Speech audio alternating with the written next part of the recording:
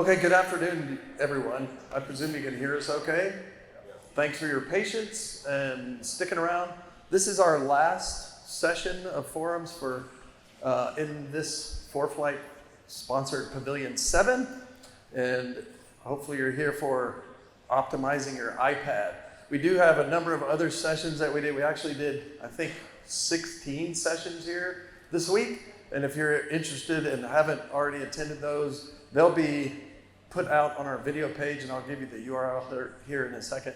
But you'll be able to rewatch those, just like all of our content that we put out, our webinars, and every time we're at Sun and Fun or OSH or put out any of our other content. My name is Dan Garrison. I'm going to introduce myself briefly. I'm here with my colleague Jeremy in the back, you heard from a few minutes ago. He and I and another colleague, Thomas, we are the customer education team. I'm really grateful to be a part of ForeFlight. I joined ForeFlight just 15 months ago after a whole bunch of years doing adult education. I first did that in industry, and then I owned my own business, and then I spent the last 12 years teaching high school engineering. I taught physics and engineering, computer science, coached competitive robotics, which I still do now as a volunteer. So I have the great pleasure and privilege of pivoting my teaching and learning into the aviation space. There's always something else to learn, right? And I started my private pilot journey just last summer also. I'm a midlife student pilot and closing in on my check ride, hopefully next month. That's the plan. And Jeremy's pretty close too. So we are in the chair flying with ForeFlight, and we love helping people learn how to maximize the use of it. And that's part of why we created this session. It's new this year. We're trying to help everyone just like we do. And I'm going to move here into why are we doing this session? I mean, we all certainly take our aircraft inspections seriously, our 100-hour and our annual inspections. And sometimes, maybe there's some gaps of things we don't know, or we can treat our devices and our EFBs with even more care. So I'm going to touch on a number of things here today that hopefully will help you tune your iPad and your iOS and your ForeFlight settings so that you can get the most out of the device and the software that we're working so hard to put in your hands. So we'll talk about how we're going to go through that. This is really the last thing here in Pavilion 7, but we are in the booth the rest of the weekend, including tomorrow. So if you want to see where we are, this was really meant for the rest of the week. But right here in the middle of Boeing Plaza, has anybody been to our booth yet? Okay, if you haven't, we certainly encourage you to come by. There's a couple ways to interact with us there. The way to get there, real simply, is just go straight out here, hang a left to my left, walk towards the tower, put it kind of over your right shoulder, and then walk into the Boeing building that's right in the middle of Boeing Plaza. We also have a new kind of expression of how to interact with us. If you come inside the building, we have kind of our area. It looks a little bit like an Apple store. We have 19 iPads and some big screens and a couple dozen of my colleagues there. So if you want to bring your device and your questions or your issues, we would love to interact with you there. And we also now have kind of a pop-up space that's outside the building. It'll be open until 4 o'clock today. We're calling it Runway Retreat. And you can just come. I think there's cornhole and some popcorn and some chairs if you want to sit down and just come hang out with your friends and hang out with some of our staff. So that's new this year. You can come see us at the booth. We do have a few show specials that'll be going through the end of tomorrow. And it's basically new and upgrades. I'll highlight that over here. New and upgrades to our essential or premium subscriptions. You would get a 20% discount if you renew here at the show. Also, Jeppesen, our sister company, is there with us, offering new or renewal on any nav data subscription. That's 20% off, and then they have 10% off everything else that's on offer from Jeppesen. The last thing, our Sentry Plus device, which is one of 3 ADS-BN devices that also help you access GPS in the cockpit. That's on sale only at the Sporties booth, and you can get it for a 10% off at their booth. You can come see it in our booth, and those are our show specials. I'm going to highlight something here that is very brand new from our team. One of the things that we do, Jeremy and Thomas and I serve the GA market, the BA market, and the military pilots market. And over the last couple of years, we've been doing on-site, in-person training in our Austin office about 6 or 8 times a year with military pilots from all over the US. In fact, we're also going to Europe now and training European pilots. But we wanted to see if there was an appetite for in-person training also for GA pilots. I'm of the mind that there is, so we put something together that's very similar. It's a 3-day intensive training that will be in our office in Austin. And you can see down here, it's slated for one of the few weeks that's not boiling hot in Central Texas. So do we have any Central Texans in here that experience that, right? We have maybe 5 or 6 weeks a year. And these are 3 days we would think it might be cooler, but it's also, this is a Wednesday, Thursday, and Friday, and it rolls into the F1 week in Austin. So if you wanted to combine those things, sorry, not sorry, it's might be an expensive weekend, but we are excited about this, and it did sell out, as you see with that red banner there. And it actually, we only put out 1 email, and it sold out in 10 days. So we're not trying to, antagonize you with that. We do encourage you to go check it out, and you can use that QR code if you'd like. But if you could, we're trying to gauge interest for the future. And we also are going to cut off the refund. We may have some people that opt out by the middle of September. We're going to say, hey, whoever has, at least put your email in there to say, I'm interested in this idea, then we'll email you with a first chance to opt in for either October or a future session if we choose to do that. So you can help us decide and gauge whether or not that's something we should continue to offer in Austin. So like I said, this is the URL that you can navigate to for all of our online content, foreflight.com/videos. All the sessions this week, Sun and Fun from earlier this year, all years past, there's webinars, there's product features, and there's a ton of content out there that you can consume to do some self-learning. So we encourage you to check that out. Now there's a couple of things I want to highlight that are new, and this is a coming soon feature, but I first want to get a sense for folks using, who's a ForeFlight user in here? Thank you, we appreciate that. So who has used the Discover tab in the last 12 months? Okay, a couple of you. Who knows about the Discover tab? And okay, so there's a lot of you in here. You'll learn at least one thing today. Congratulations.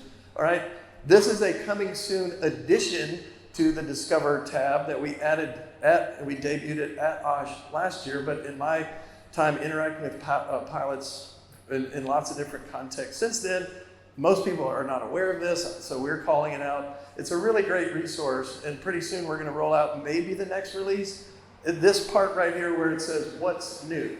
So if you want to discover what's new in ForeFlight, go to the Discover tab and look for that blue what's new, and you can click on it, and it's going to give you full release notes on every recent rollout. Okay, so like you can see here, the July 17.7, that is our most recent published version of the app in the App Store. You can click on that full release notes and see what did they add, what kind of bugs are we fixing. So it's a really handy place to just go, hey, where can I get this? 17.6 is the most recent. Oh, yeah, so sorry. This is, thank you very much. 17.6 is the most recently published, right? 17.7 is coming. This is on a version that we have access to. So as soon as it comes out, it's going to look like this, okay? So in fact, we've got queued up there dynamic procedures. If you're an IFR flyer and you haven't seen that, come to the booth. We'll give you a demo. We're super excited about that. I'll touch on that at the end if we have time. Okay, here's 2 things that are available. If you would like to find out where there may be an upcoming AOPA fly-in or pancake breakfast or some other event, the AOPA and the EAA feed us their event data. We take it and put it on this interactive map right here that's scrollable, panable, so wherever you are across the US, and we're working to bring out some global data feeds into this, but you can do like I did and search up and scroll into OSH, and then you can tap on the events that we'll be showing in that area of the country that you may be interested in. And as you can see here, we've got an information card about OSH, dates, times, address, even some phone numbers. Not sure if Charlie's going to be answering that, but you get that kind of information for events around the country. Pretty handy. So trying to help aviators connect with each other, be aware. And then this, for me, is as an educator, I love this because we've had people for years be like, hey, there's a lot to learn here. Could you roll some of that content up into the app? And so in Discover tab, you can see we actually curate content in these categories. So maybe you're just getting started or you're a wily veteran. If you're looking for some short content, you need to be connected to the internet, you can just click in and the videos will pop up and you can watch it there on your device. So certainly recommend you go check out the Discover tab, and this is just a couple of samples of what's in there. Okay, so I've kind of touched on this, like why should we optimize our iPad?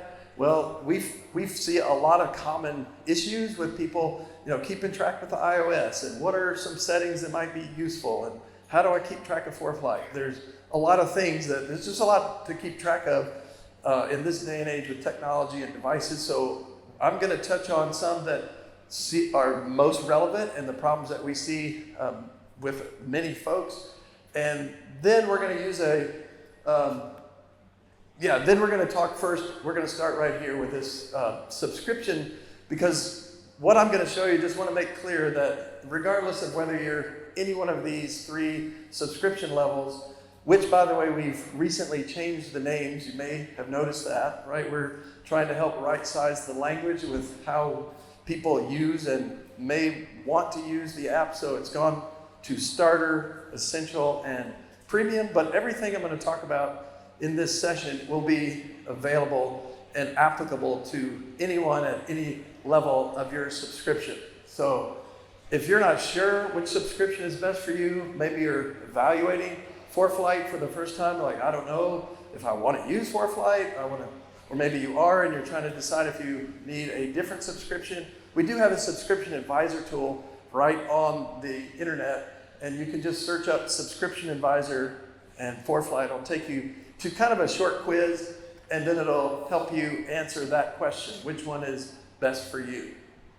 Or perhaps since you're here, we would certainly invite you to come to the booth and see what you maybe want to looking forward to, or if you've got issues, come see us in person in the booth.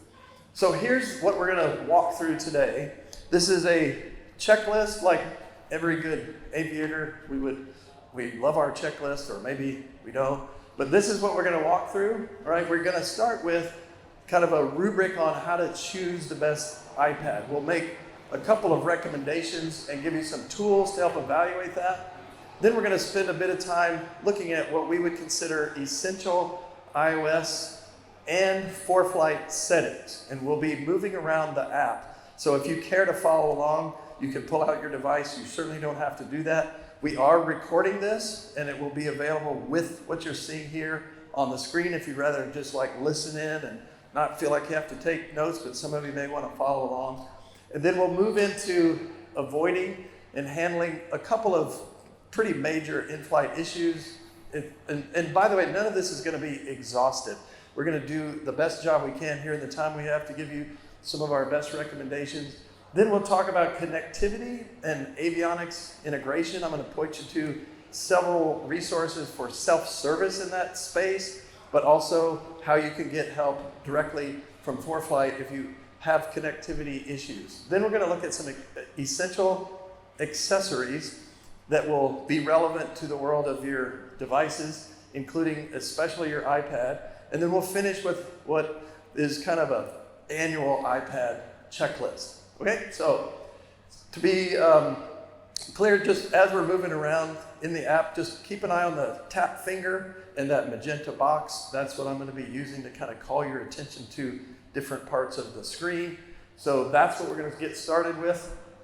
And we'll look at how we want to recommend you go about choosing an iPad. And I presume you all have iPads. Is that right? How many of you already have an iPad, right? But maybe you're thinking, okay, one day I might need to upgrade, or there's newer versions. I have had mine for a while. So here's how we're gonna start. Like, these are all the choices, right? All the way from the 13-inch iPad Pro with the M4 chip and all this new AI capabilities, all the way down to the smallest 8.3-inch iPad mini. We do not have a recommendation for size. That's really kind of up to you, obviously, depending on the kind of space and aircraft you're flying in.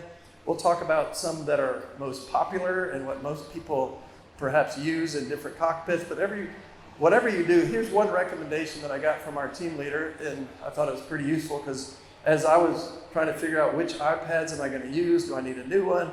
You know, take a piece of cardboard and some scissors if you're thinking about either getting a new iPad or changing your iPad, and go out to the cockpit and decide where you might put it, cut it out, and see where it fits, right? Before you go spending money that you have to go switch it out, okay? So cardboard prototyping can be really useful. So now this is the one recommendation that we want to make. Actually, there's two.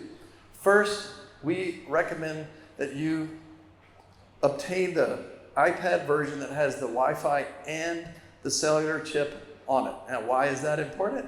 Well, we want to make sure that you have in-flight GPS data, right? You may have it on the panel, you may have one of our Sentry devices, but if something happens, we want to offer, this is redundancy, but also having active access through GPS to real-time data while you're en route, all right?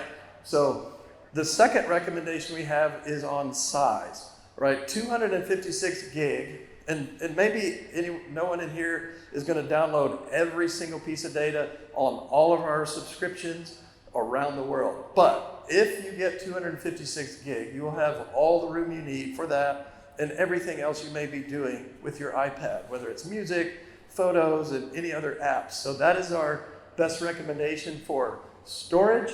And you know, these are just really kind of maybe some opinions about, hey, the maybe best all around is 11-inch iPad Pro. That's what I fly with in my lap, but I have a mini on the windshield of the 172 trainers that I'm in. And you know, that's kind of why the iPad mini is probably the most popular choice. How many folks have an iPad mini that you fly with? See, yeah, most folks in here. And then, hey, if you've got more room in your aircraft, the highest performance you're going to get is from that iPad Pro, the big 13-inch version, okay? And this is the 3 steps that you can use. It's just a simple process. Hey, first, decide on your size. That's going to be kind of based on your context. And then choose your connectivity. We're recommending Wi-Fi plus cellular, and then choose your storage. And if you're like, hey, I would like to go kind of give this some more thought, our director of marketing has written a blog post here. You can just go search that up, and it does have a few other things, including this kind of very unscientific poll about, hey, what do most people fly with? And that big blue bar on the left is folks that fly with the iPad mini, like we've kind of seen here in the room. So there's also over here just a few other things that I'm not going to touch on, like if you're a student pilot, which ones to avoid, how can I tell which one I own, and so on. So it's a great resource. It's a pretty short read. I think you can read it in like 3 minutes. So we point you to that. Now this is what's available to every subscriber, is 3 devices to have your subscription on, so that there's some redundancy, or perhaps you want to fly with 2 of them. I actually end up in the cockpit every single time with my phone on the seat, the 11-inch iPad Pro on my lap. I don't like having my head down, so I have my iPad in the windshield. Obviously, everybody's going to have their own preference for how they do that, but you do have access to either 2 iPads and 1 iPhone, or 2 iPhones and 1 iPad with every subscription. And then everyone gets ForeFlight Web. You may prefer to do your planning and debriefing on a browser like my buddy Jeremy does. I do my planning on an iPad, and I do some debriefing on the web. You can access that at that URL there, plan.foreflight.com. That's how you get all things ForeFlight on the web, all right? So that's really just where we've started. We're going to dive in now to essential iOS and ForeFlight settings. So the first place we're going to go is to our home screen. Sorry that may be a little busy, but that's what my iPad looks like. I don't have a cool picture. I stood next to that airplane last year at this time, and so it popped up, I guess, for some reason. But we're going to go down here for the first time. We're going to click on the settings button right there. This is our iPad settings. So we're going to tap into that if you're following along. And we're going to go right here in, we have our, this is our settings screen. And what we want to tap into first is software update, right up here. Okay, software update.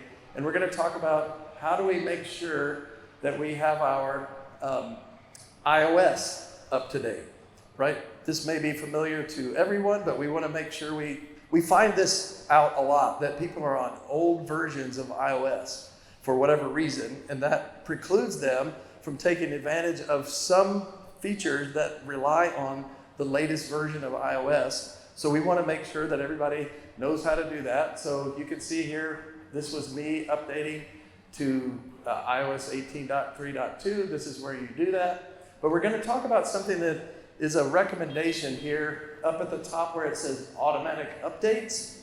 That is something we're turning on, or at least that I had on at the time. And this is a personal preference perhaps, but we would recommend that you turn that off. And here's why. Because if I have my iOS updating kind of without my permission, although this is giving it permission, then you may be updating the iOS version before ForeFlight has finished testing our latest version so that we know the two of them are working and playing nice together. So you may have it set to download automatically, but we're recommending that you don't install it until you get the email from ForeFlight that says all systems are go. So we recommend you turn this setting off. And you can see it right there. That's all you have to do, toggle it off. All right, now we're going to go now and navigate ourselves to the Apple App Store. I'm back in the home screen, so down here with the familiar A, we're going to click in. And I did skip a couple of steps, right? This is not the first screen it's going to take you to. I'm recommending that you go search on ForeFlight because we're going to go find out what is the current version of ForeFlight that is available on the App Store, and am I current with it? Okay, so up here on the top left, I've simply typed in ForeFlight. When I hit the enter key, now I have this screen of choices. So you can see ForeFlight Mobile is up in the top right. I'm simply going to tap on that, and then you can see here we have this familiar open button that I've highlighted. Now, if it does not say open, but says update, then quite simply, you need to update your ForeFlight version, okay? So that's where you would do it. But if it says open, then you are current. Now, a couple other things I want to highlight on this screen that it might be easy to overlook. And so we're going to look at these two options right here. What's new? That's actually a tappable element. You see the little arrow. If you tap on that, you're going to get a full release history that's actually interactive to find out what have we released to the App Store, okay? And which version, right here, you can see this is the most current publicly available version, 17.6. That was released a little bit more than 3 weeks ago, and that's where you can see that's the current version. And if you tap into what's new, you'll get a detailed breakdown of what was released, what bug fixes, and so on. Okay, so we're going to tap into that and see it. So you can see all the way, the version history is scrollable. I'll call your attention to this little more button there. It's blue, so it's tappable. And if you want to dig into the details and see what's inside of that release, that's where you do it. All right? Let me back up. Yeah, so we're going to go now and open the ForeFlight app. So if you're following along, I'm going to take us into the app without going back to the iPad home screen. And we're going to tap into this button in the bottom right. It's the More button. And that's where you get access to features that are not already there on the bottom row. So we're going to tap into more, and then you're going to scroll down to about. And that's where we're going to be able to confirm and inspect what is our current version installed on the iPad. So I'm just going to scroll up a little bit, and then you can see right here is where the about button is. We're going to tap into that, and now focus your attention on the center in the middle of the screen. I've highlighted, that is the current version. That's where you will see it. So that's a quick check, tap into more, about, and this will tell you, are you current? And you can match that up with the version that's in the App Store. All right. So now we're going to also look at some other information available inside of this More tab while it's open, and we're going to tap into Account. We'll tap in and see it brings us up to this screen. We'll just walk through and see this is showing my name. I won't stay on my phone number too long. My email. You can change your password. It shows you the device name you're on. It shows me the subscriptions that I have. And this is where you can also sign in and out of ForeFlight on this device. So about an account is where you can go for this information. We're going to close that. And now we're just going to pause because we've walked through those first bit of settings. But now we're going to move into some iOS settings that are focused on this idea of extending your battery usage. Does anybody have issues with battery usage just generally, like me? I think battery usage management is like a life skill for the 21st century so that you can stay connected to your devices. You know, did I bring my cords? Do I have my battery charger and so on? But we're gonna look at some settings that will help extend your battery life, right? So the first place we're gonna go inside of the iOS settings is we're going to go, this is settings inside of ForeFlight, right? So let's go up here. This is settings right inside the top corner. And this is the first setting I get to make, or that I could choose to turn down my battery usage. And that is consider choosing a dark app theme mode. That's obviously going to be somewhat personal preference. But you will turn down the battery usage by simply clicking on to dark mode because the battery has to use less power to put out the light screen than it does the dark screen. So we're going to do that. That's what it looks like. We can also go into this aeronautical map theme mode, which is now set to dark. And that's where we're going to have our dark setting. And this is what it looks like in ForeFlight with the aeronautical map on dark mode. So I'm going to go back to my home screen and open the iPad settings, back again on this icon in the bottom right. And now we have highlighted here our brightness choice. You can see we have a slider there all the way over to True Tone, and that's a button we can turn on.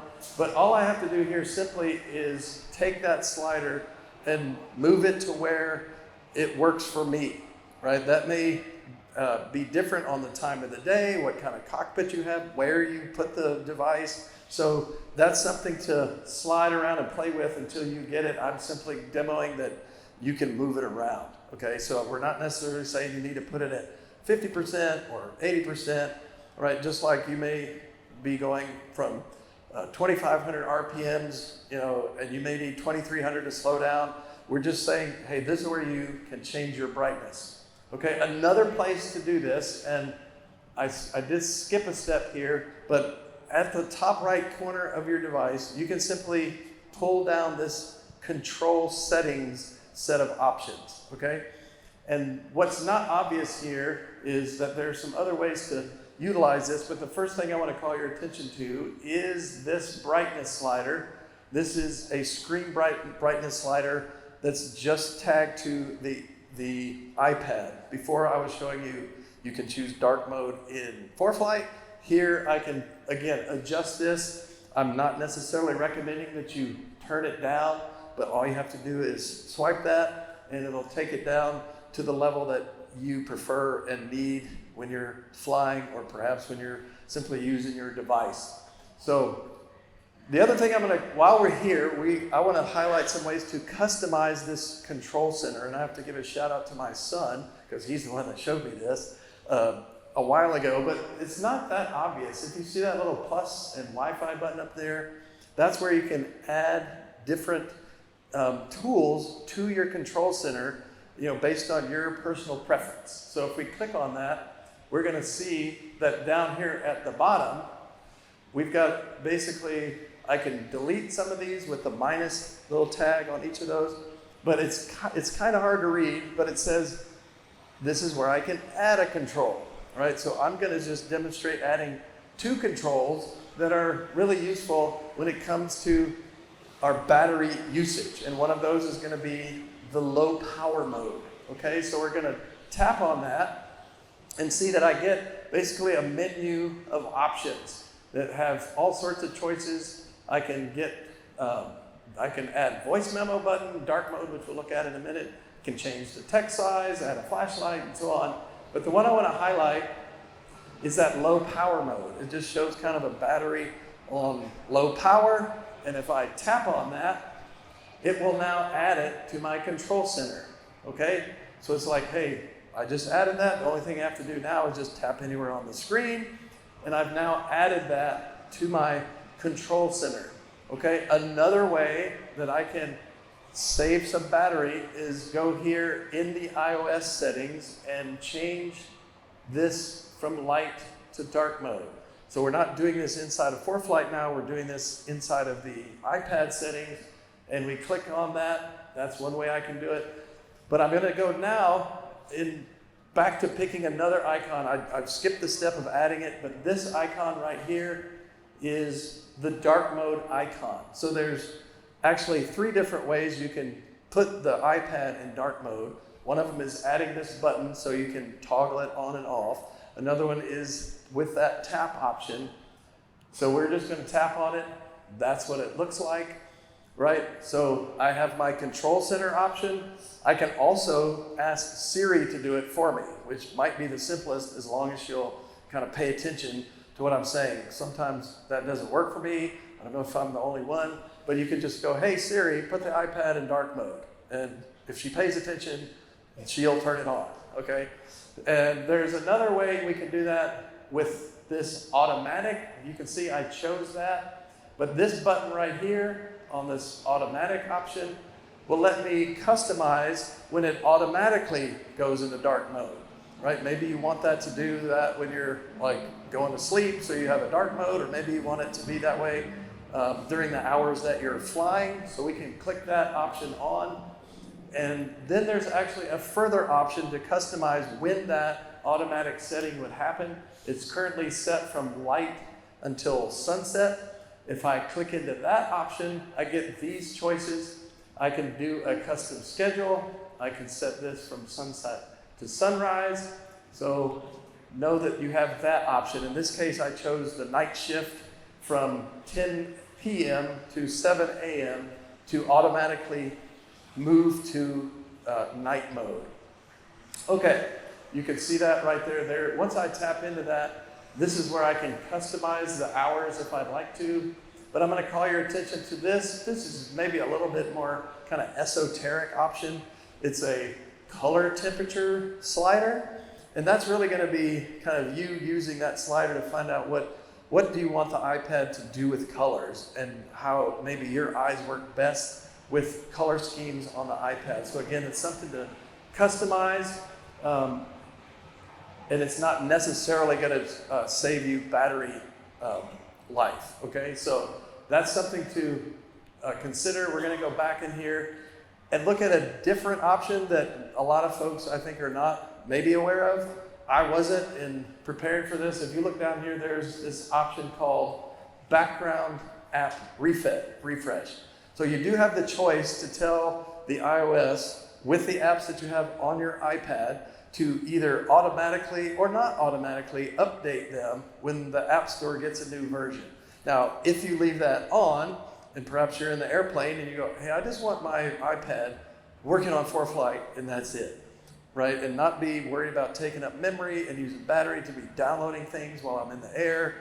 right? So let's just go look at that option, and we're going to turn it. We're going to see that I had a few of these apps set to automatic update in the background whenever I was connected to Wi-Fi, right?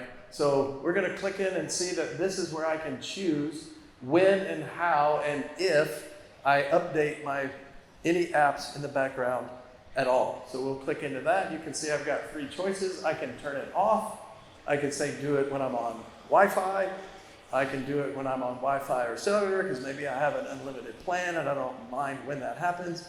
But if you want to minimize the resources that the iPad is using, perhaps when you're flying, it might be smart to turn that off. So this is another way you can optimize your iPad for the context of flying. And now we're going to tap our way back over here and see that I put off, and now all those background app refreshes have been turned off. Okay, let's take another look here inside of display and brightness. And once we do that, we're going to switch over here now and look at how we can avoid a couple of major in-flight issues, all right? Anybody deal with this before? In the cockpit, like, oh, geez, it died.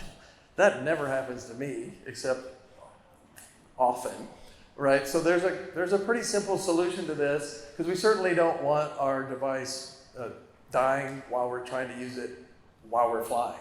So not the most genius suggestion, but the idea is bring a battery backup.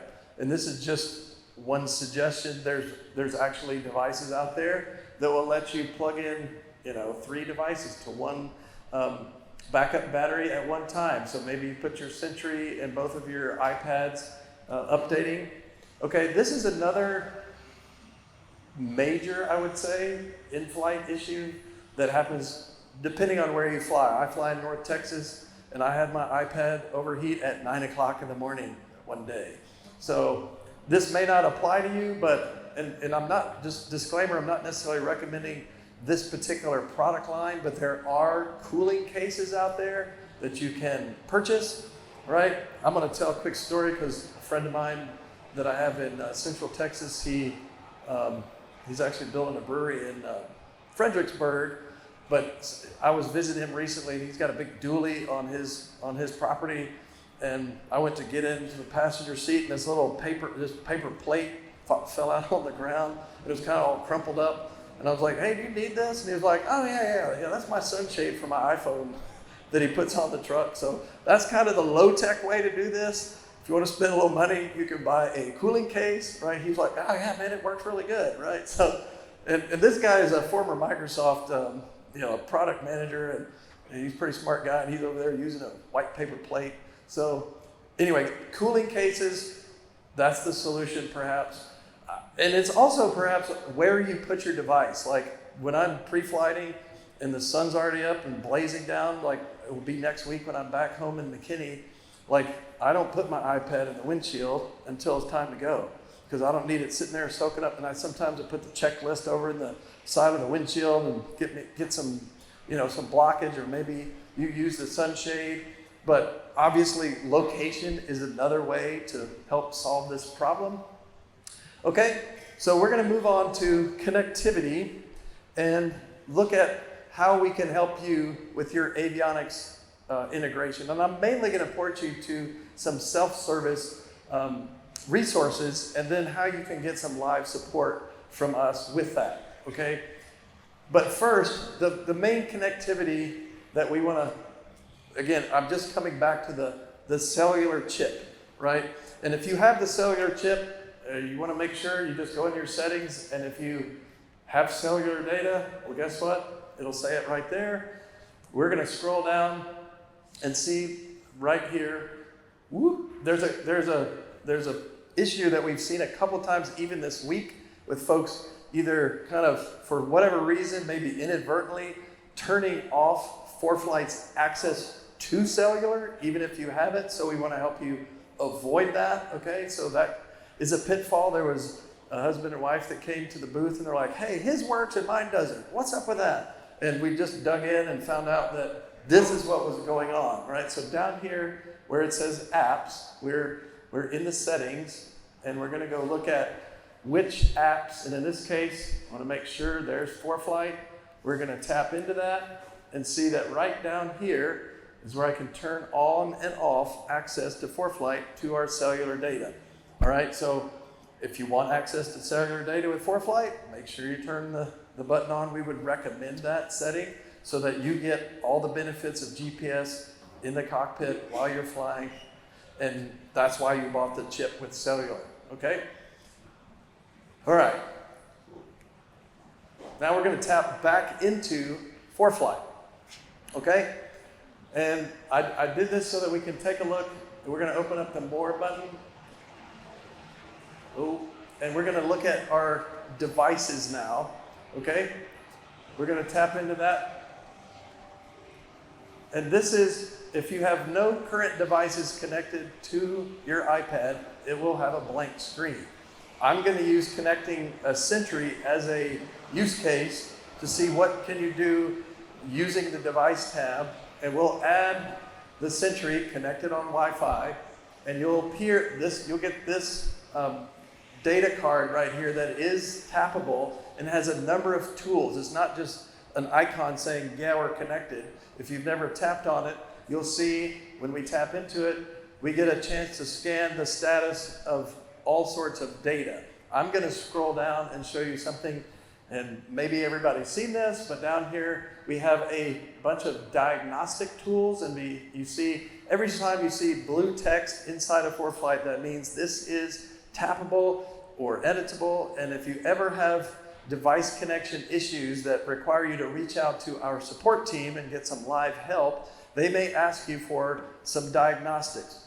And this is a place where you can also self-serve diagnostics using these buttons, right? So it has all sorts of options here for different types of diagnostics. So I'm not going to highlight each one of those, but know that this is where you can access it. We'll go back to this screen and see that up here in the top with this little kind of tiny info icon button, you can tap into that and get some basic general info that tells me what is my IP address, the SSID for this particular Sentry, and what is my Wi-Fi network, okay? So that's where you go access that information. Now I'm going to switch gears and move over to the web.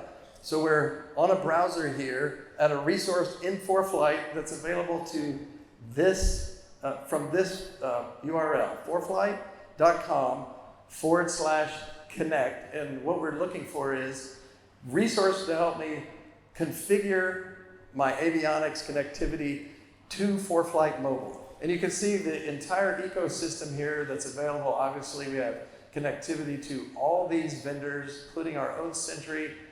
And I'm going to just tap into the Garmin as one example. Okay, we obviously connect with Garmin, but what's maybe not obvious is that we have some very useful, if you tap into learn more, it's not just learning more how they connect, it's to get you to some help, right? So we're still on this web page. We click learn more, and now we see I've got a place where I can scroll down and get some more specific help with specific devices, okay? And I can also say, you know what, I need some specific Garmin integration support. It's already out there. I'll click on it and tap into that, and then I get basically a set of FAQs that is a first place to go to get some self-service help, okay? And again, if you get to the place where you're like, I'm at the end of my rope trying to solve this problem, the first thing to do is email us. How many folks have emailed team@foreflight.com at least once? Okay, so a handful of y'all. If you've never done that, that's great. Maybe you haven't needed to. But if you ever take advantage of that, and I'm going to slide this story in here because it's kind of fun. When I was getting started, it'll illustrate what we like to call our fanatical pilot support. You know, we have this amazingly mission-critical tech stack, but it's matched at least equally, if not beyond, with unbelievable high-touch personal service. And when you email this email, you're going to get a pilot helping you solve your problem. And we're on frequency 24/7 all around the world. And I think our average response time currently is about 15 minutes that you're going to get somebody. In fact, I had a lady come up here the other day and was like, I've totally experienced that. In fact, somebody called me, and I didn't even ask them to call me. I didn't know if I should get creeped out about that. But we do have some metrics that say, hey, here's somebody who's having some trouble. Maybe you need to reach out to them. So we're not saying we're going to always be calling you, but you're going to get the kind of support that will drive an experience like I had. This was a year ago, May. We were at the end of one of our military trainings, and I was flying home to Dallas from Austin Bergstrom, and I was just minding my own business on the phone, leaning up against the wall. The people everywhere. I think it was raining and flights were getting delayed and canceled. And I look this way. Here comes a commercial pilot, and he's got on his uniform, and he's dragging his bag, and he's on the phone also. By the time he gets right in front of me, right here, he literally just stops and he goes, "Hold on, you work for ForeFlight?" And I was like, "Hold on, yeah." And he goes, "You guys are awesome." And I was like, "Dang. Okay, cool, thanks." And he literally just took off. He didn't say, "Hi, my name's Bob," and he didn't ask my name. And I was like, guess what just happened? That was cool. And it's not like I had anything to do with it, but that kind of reputation's out there because we offer this kind of support is my point. Okay, so let's keep going. Here's a second resource, which is our buying guide. Okay, it's useful for anything from choosing a device, starting your free trial, getting training support, even trying Cloud Ahoy debrief, if you're not familiar with that. But the buying guide, if you tap into it, will take you to, on this side, it has some help to compare our 3 different Sentry devices, but over here, it'll show you installed avionics systems and how those interact with each family of avionics. It's just a one-pager that's kind of a first glance look at, hey, what's going on here? Okay, now our pilot's guide also has a resource, and it's almost a 1,000-page PDF now, but you can access it inside of ForeFlight. Just go to Documents, go to the ForeFlight drive, and open up the pilot's guide, and then you can search on ForeFlight Connect. Okay, this is a place where, you get another matrix here showing how do we interact with avionics, Garmin, and so on. And so it's another resource, right? We have the Connect website, which has some FAQ support. You can email ForeFlight. You can go right here to the pilot's guide. And I'm just going to keep emphasizing this because this is the best way to stay connected to all things ForeFlight while you're flying, is have the cellular chip. I've already made that point. Okay, that way you get real-time data, and I'm going to prove that point again. We have cellular data. If it looks like this when you're live with, if you want your GPS status, it's up here in the top right-hand corner when you're active in the ForeFlight mobile app. Okay, so this is another place where you can confirm, okay, my GPS is connected. It's got that little satellite-looking symbol with the green check mark. I try to use this when I'm flying commercial until it turns off, and I like tracking my flights in ForeFlight while I'm flying. Kind of fun. Okay, we're going to talk now about Bluetooth connectivity, and there's lots of different ways you can utilize Bluetooth connectivity with ForeFlight. Obviously, headsets and avionics are 2 of those ways. So we're assuming that you're connected to Bluetooth and it's on, and I'm going to highlight a feature that if you're connected to Bluetooth on your headset, like I am when I'm trying to fly, we have this set of alerts. There's all sorts of alerts that you can toggle on and off over here to customize how you receive or don't receive all these different types of alerts. But there's also this option to speak all alerts. How many of y'all have used that? Okay, maybe not a lot of, maybe you don't want to. You don't want, ForeFlight in your ear. But if you do, that's where you turn it on. And you can control it once you turn it on and let it, let's turn it on. And you can decide whether you want to pause it, stop it, make it go faster. But when you get a visual alert, you can also get an alert in your ear. So that's another way to optimize the tools of using Bluetooth, okay? Flight plan sharing. That's another way we can share flight plans with maybe a safety pilot, a co-pilot, or whoever else might be flying with us and has access to ForeFlight. The place we do that is in the Maps tab, So we will start in the map here and move over to we're presuming we've planned a flight, okay? And we're gonna move over to the flights tab, presuming we've sent that flight over there, and that's what's highlighted up here. And this is the place where I can then go and share this flight plan from this option up here. And if I can do it on AirDrop, I could email it, I could text it. This is how I send my flight plans. I usually use text message with my CFI. Like I recently flew my long cross-country solo, and I had all these different options, and I saved my flights, and I was sending him like, hey, here's what I think we're going to be flying tomorrow. So it was easy to share with him. I happen to use text message. You can use AirDrop. All right, so we've moved our way through this connectivity and avionics integration, and we're going to now go look at some essential accessories, some of which will be a repeat because we've touched on these, but there's a zoom feature on the iPad. How many folks have used Zoom on the iPad? Okay, one person, way to go. Congratulations. It's actually really useful. There's a couple of different, there's any number of use cases for it. I'm just going to show you the tool and give you kind of a brief intro of how you can use it, and then you can decide how and where and when, whether it's in ForeFlight or other apps, to use the zoom feature.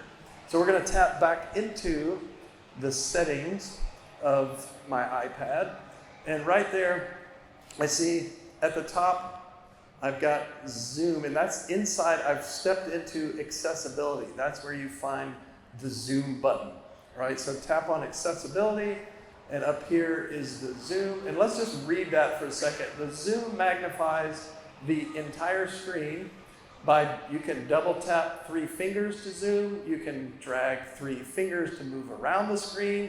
You can also double tap 3 fingers and drag to change the zoom. So this is something to play around with and get used to. How do you actually use this tool, right? But I'm gonna first of all turn it on, and this is the toggle right there. We'll turn it on and see what appears. 2 things, okay? First, let's look in the bottom right-hand control. That kind of looks like a joystick. That's how it operates. So if I want to move around the little zoom window, I can simply tap on that and make it move around the screen, so I don't have to move that box that you also see that's appeared right here. This is my zoom window that I also have a way to control. There's actually several controls. And if you look at that little ellipse at the bottom, right there in the bottom of the zoom box, I'm going to tap on that, and it'll open several options to use this zoom. And one of, obviously, zoom out is basically to make that box disappear. I can resize this. If I tap that on, I can make it bigger, I can make it smaller. If I want to choose a filter, I'm not going to demonstrate all of this. You can also say hide this little controller. I don't want to see that little joystick. Turn that off, please, because I just want to use this window. Okay, so this is how you, like if I tap on this, you see it disappears. Now I'm going to take us back into ForeFlight and show a use case for, I don't know, this is one way you could use it. I'm going to show you 2. One, like maybe I want to inspect my flight route here, and I want to dig in and not necessarily zoom in. So let's just watch this short video. All right, what I did was I double tapped with 3 fingers, right? That's how you toggle this on. And you can see I just am now using the box down in the corner to move that zoom box up and down my flight path, okay? That's one way you could use it. There's, I'm sure, any other number of creative ways that everybody in here would decide to use this. Another place you could use it is in documents. I use this a lot. I can zoom in with my 2 fingers to pan, but I'm going to click into documents, and here I'm in the ForeFlight folder, and I'm going to go tap on the ForeFlight Mobile Pilot's Guide, and then see, okay, there's my home page, page 1, and I want to go take a look at the Discover tab, say, like, tell me more about this Discover feature that we talked about earlier. So up here in the top right, there is a search button. By the way, you can also put things in folders. Underneath that tap icon, you can bookmark things if you find they're super useful and you don't want to be scrolling around in the search box.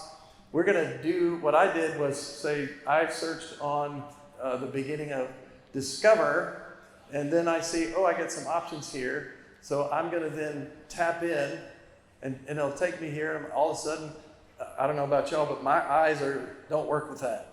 So, but I can tap on any one of these elements, and it will take me directly. This is an interactive PDF. You can just tap on it.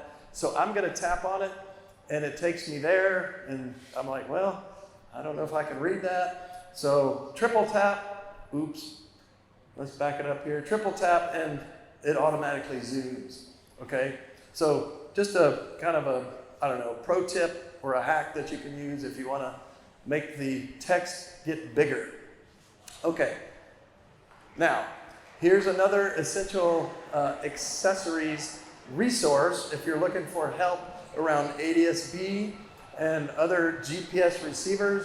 We have our support site actually has an entire page built to what accessories are recommended for use with an iPad. And of course, we're going to first tell you about Sentry, but there's other devices highlighted there that you can go get information on and learn how you can add a ADS-B or GPS receiver to your world of essential accessories. Okay, now mounts, this is something that, I don't know, maybe you consider it essential, maybe you don't, because maybe you're a kneeboard person and you have the iPad on your lap. I personally don't like to be heads down at all if I can avoid it. So a mount, and there's a whole bunch of, Sporties has a ton of them. You can go out and shop on Amazon. We love Sporties. We partnered with them for years. This is where I started looking for solutions. And you're going to want to go and obviously test that, whether maybe you want it on the yoke, maybe you want it on the windshield. I'll tell you what I did. I ordered some GoPro accessories for like $15 on Amazon after I tested another more expensive model that started falling off the windshield. That was really maddening. And I pulled out of that bag of like 25 accessories, this little tiny windshield suction cup, and man, that thing is like a mighty might. It works every time, and I paid pennies for it. So you can go out and find lots of different options that will work for you, okay? I'm gonna hit this again, battery backup. Maybe you add it to your EFB checklist that we'll talk about in a minute. Cooling cases, talking about that again. But let's talk about the Apple Pencil, okay?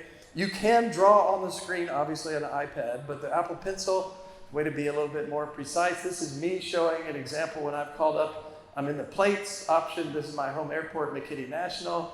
I'm getting the taxi clearance. So I just take out my iPencil, put it right there on the diagram so I can see and know where I'm supposed to go. And there's a couple other places that are really, really useful. Does anybody use checklists in ForeFlight?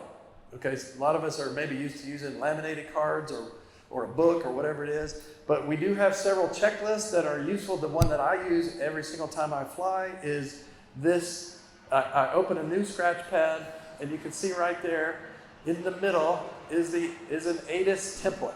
If you simply tap on that, get out your Apple Pencil, you can see my terrible chicken scratch. I'm at TKI, whenever that was. I think it was back in February. Yep, I got information. Roger, there's my winds. I got the altimeter. And every single time I fly, I just use my Apple Pencil in that really simple checklist. Maybe you're a kneeboard person and you're writing on paper, whatever. Another place, we're in documents now where I can use my Apple Pencil to make notes on the POH, right? Here I am on time, fuel, and distance on the 172. Maybe I want to do some highlighting. I can add a comment. That doesn't require an Apple Pencil, but I can use my Apple Pencil for highlighting in this way. I do want to highlight another iPad. I think this is another great way to optimize your iPad tools that we provide for you already built into the app, and that's the EFB pre-flight checklist. Does anybody use this? And okay, good for you. Yeah, and there's lots of ways to do checklists, right? But this one's built in, and I'm just going to show you right down here. I've already tapped into the checklist. I can build a new one. Jeremy does a great session on custom content to teach you how to bring in your own checklist. I would encourage you to listen to his session on personalized content or custom content, and you'll see lots of different ways. I'm just going to highlight two. I've got one there for my aircraft, but we're going to focus on the EFB pre-flight, and it's already built in. It's basically a template, but you can customize it. There's ways to do that. We have this edit button up here, but these are the basic categories for a pre-flight of your EFB, right? Like, am I taking care of these items before I maybe even leave to go to the airport? Because I don't know about y'all, I'm prone to forget things. I've left my SD card for my GoPro that I use to film flights so I can watch them in CloudHoy and do my debrief, and I've left my sunglasses, I've left my battery, I've left the wrong cables, and on and on. But you can go in here and ask yourself, like here, have I charged my primary iPad, secondary iPhone, other portables like my Sentry, my backup battery, do I have my charging cables? There's a place to go, click on it, and it'll start giving you a kind of a progress bar. You can get the green check mark and feel great about, like, yep, I did that. Okay, and we can do data. Do I have my current iOS version like we talked about earlier? Do I have my current ForeFlight version? Have I done all my downloads? Have I updated my aircraft profile and looked at departure and arrival airports and so on? I can then go down to flight planning. This is kind of more than the EFB checklist, like, did you do all the phases of your flight plan? So here, that's built into this check plan. And the final actions say, and again, you can customize this. Did you get the most recent updated weather? Are you looking for any flight messages? Did you download the most recent pack from the icon on the Maps tab in my flight plan editor? So ForeFlight will go gather NOTAMs, weather, and any other data that's needed to be put and downloaded on your iPad before you walk out to the airplane. Do you have your backup iPad and iPhone? All batteries and cables and so on. So that brings us to the end of our essential accessories.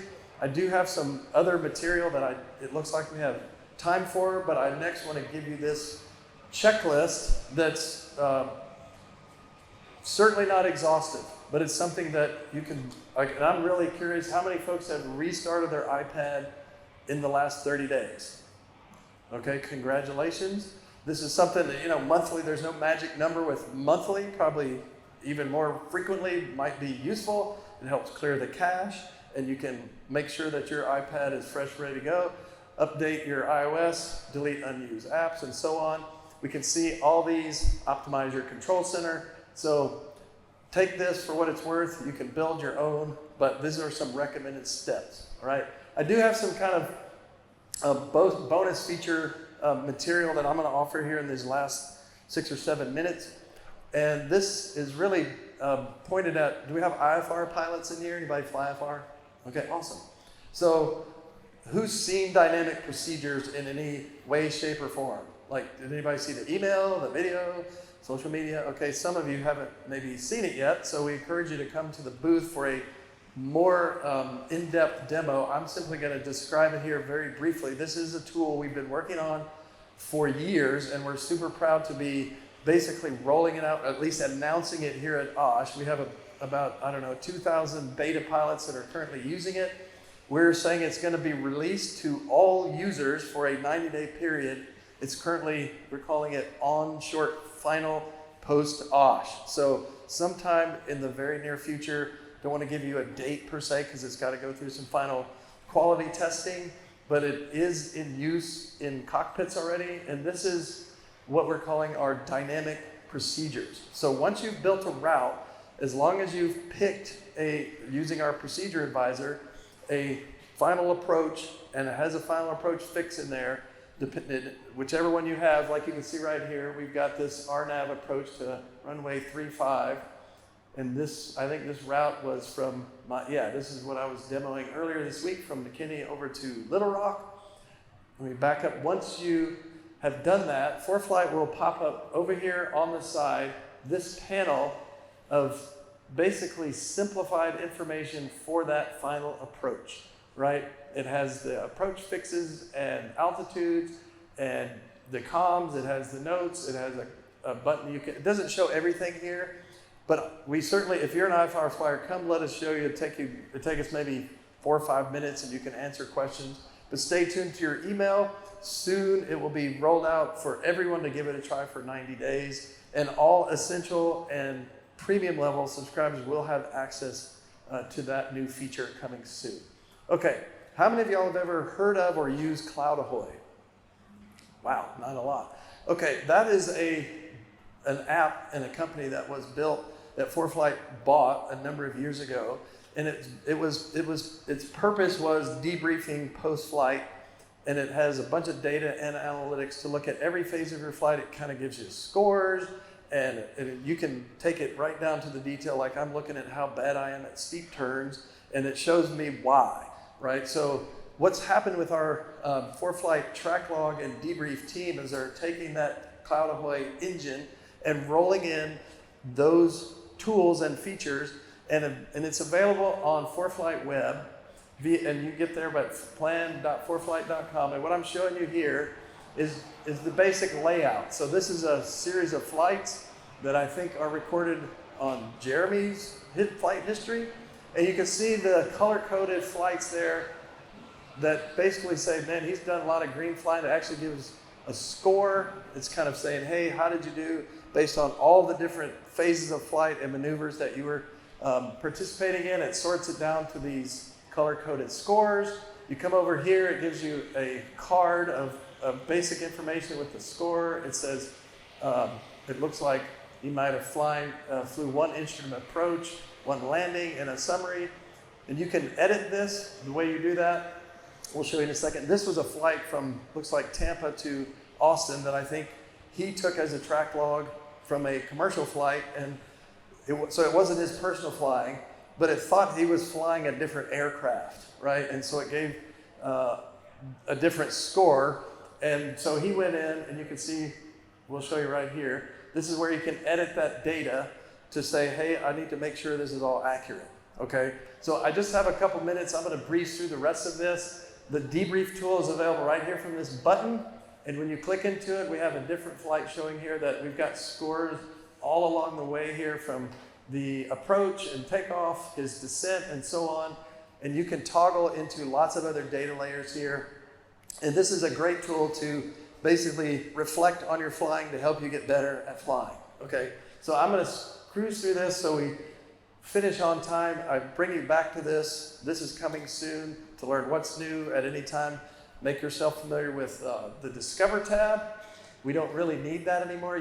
We are here until tomorrow afternoon. We really would love to interact with you in person if you have any issues or just want to come hang out and let us demo some features. I've told you about this event that's sold out, and we point you to this website for a recording of this and all the sessions we did this week. If you're not sure about ForeFlight, maybe you're checking out, you can try it for free for 30 days at no cost and access to all the features, okay? I'll leave you with this, that if you ever have any kind of issue, as I told you before, you reach out to team@foreflight.com, and we'd love to support you with our fanatical pilot support. We appreciate you coming out and trusting us with your time this afternoon, and we hope you fly safely and enjoy flying with ForeFlight. Thanks very much.